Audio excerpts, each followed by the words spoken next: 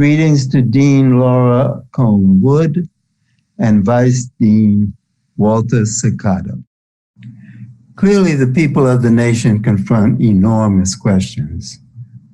What is not so clear and what we want to explore in just 10 minutes is how to arrive at right questions. Questions that separate, so to speak, the forest from the trees. To set a small context, I ask that you understand that my father, mother, brother, Skeets, older by 13 months, moved into the projects, the Harlem River houses, in 1937, 2 years after young blacks rioted across Harlem. For the next 21 years, my father worked as a janitor at the 369th Armory, a stable job in the middle of the Great Depression. We needed milk. My mother, Skeets, and I sold milk, 2 cases before school every morning, delivered by a Harlem co-op. Each case had 20 quarts. Each quart sold for 20 cents. We pocketed 1 penny per sold quart. Sell 38 quarts of milk and voila, 2 quarts of milk at 19 cents per quart. Understand also, when I was 14 in September 1949, I left the life of the working poor. I passed the entrance exam for Stuyvesant High School. And for the next 3 years of high school, 4 years of college, and 2 years of graduate school, I was the only black student in any of my classes, with one exception. By 1952, I have graduated from Stuyvesant and I'm in the middle of my freshman college year. But the nation and President Truman are also in the middle of something, a war, a Korean War. In April 1952, President Truman ordered the Secretary of Commerce to take possession of American steel companies. 6 justices of the Supreme Court separately held the order unconstitutional. That steel seizure case has had a long life.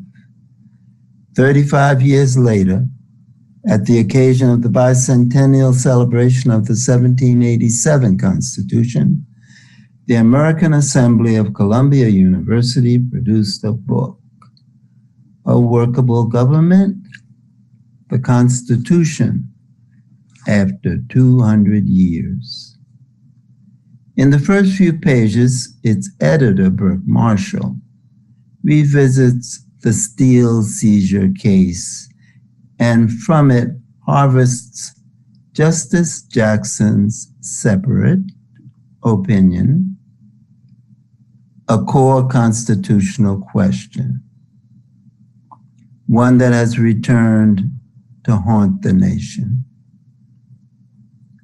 While the Constitution diffuses power the better to secure liberty, it also contemplates that practice will integrate the dispensed powers into a workable government, not just within the federal government, but also among the nation and the states for the end of the 20th century and on into the future.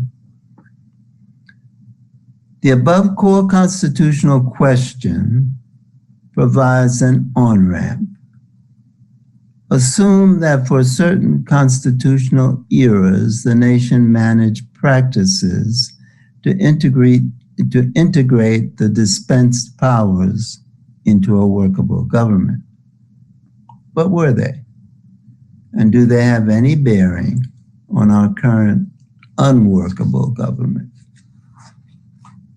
The first constitutional era, 1787 to 1865/1870, there was the practice of land confiscation and removal of Native Americans from west of the Allegheny Mountains to west of the Mississippi River. The second practice, enslaving Africans as constitutional property.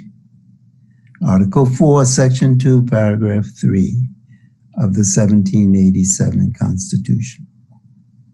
These practices supported workable governments for 73 years before the people disintegrated into civil war.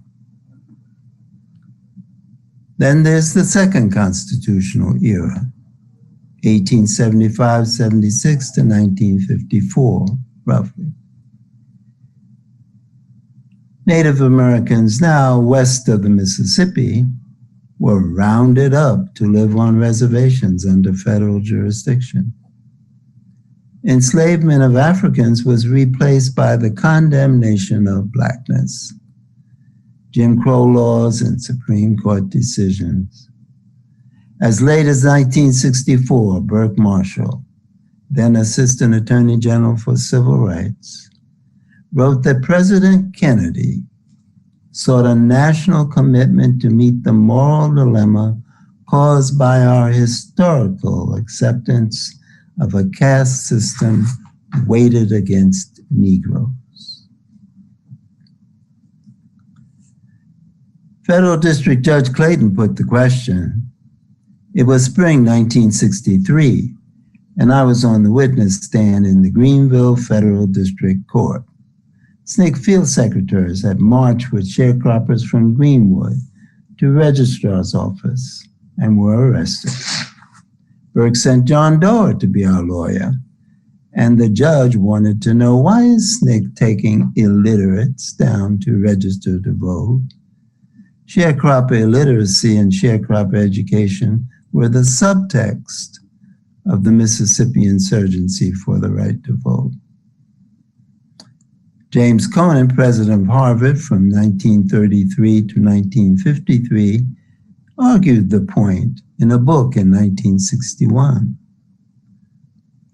The people of the United States, through their duly elected representatives in Congress, acquiesced for generations in the establishment of a tight caste system as a substitute for Negro slavery. As we now recognize so clearly, but so belatedly, a caste system finds its clearest manifestation in an educational system. The immense difficulty the nation has now to accept is recognition that caste sweeps out a much wider terrain than the condemnation of blackness.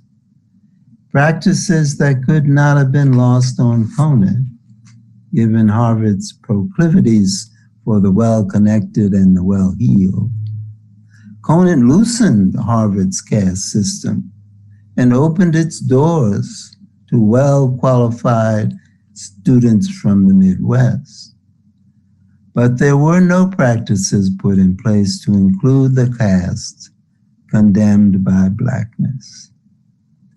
Castes with and castes without the condemnation of blackness are now confronted with an unanticipated 21st century educational challenge.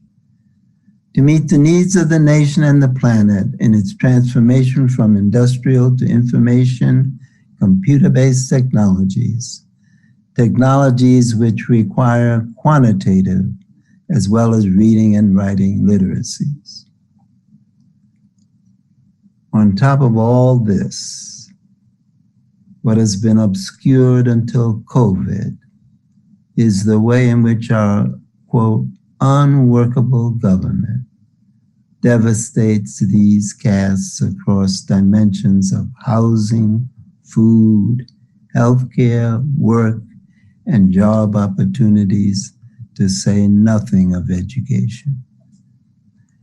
We are not just dealing here with the pursuit of educational qualifications for expertise, recognition, and wealth, but with the constitutional fault line Justice Jackson identified.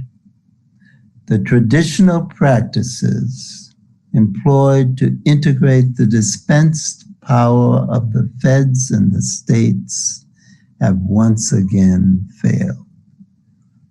What new practices are needed? Do we have any idea how to build them?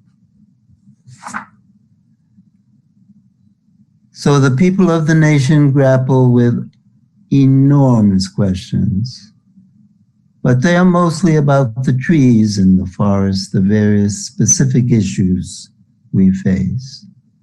What needs to be on the table are ways to arrive at questions about the forest itself. There certainly are other such ways. I encourage you to pursue them along with the above. Thank you very much, and congratulations to all the graduates.